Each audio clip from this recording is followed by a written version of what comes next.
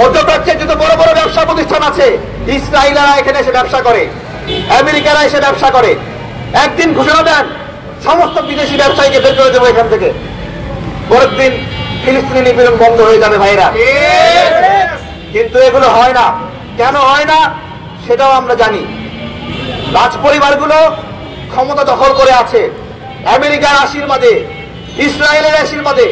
ওইখানে আমেরিকা ইসরায়েলও বলে আমাদের সুযোগ দাও, তোমরা রাজতন্ত্র করো, সমস্যা নাই, কোনো সমস্যা নাই। আজকে ওদের রাজ পরিবারের স্বার্থে মুসলিম উম্মাকে কোরবানি দিচ্ছে।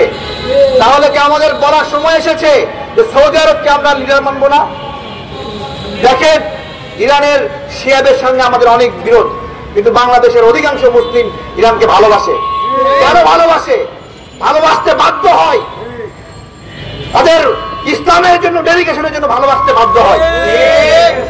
শিয়াদের সঙ্গে আমাদের কোনো সম্পর্ক নাই, কিন্তু যখন দেখি ফিলিস্তিনি নাগরিককে হত্যা করার জন্য ইরান থেকে একটা মিসাইল ছোড়া হচ্ছে, তখন আমাদের আশা আলো দেখি। আমরা সৌদি আরবের চোখ দিয়ে আলো দেখি না, দেখতে পাচ্ছি না কেন? আমরা জিজ্ঞাসা করছি, আমাদের ভিতরে জ্বলে।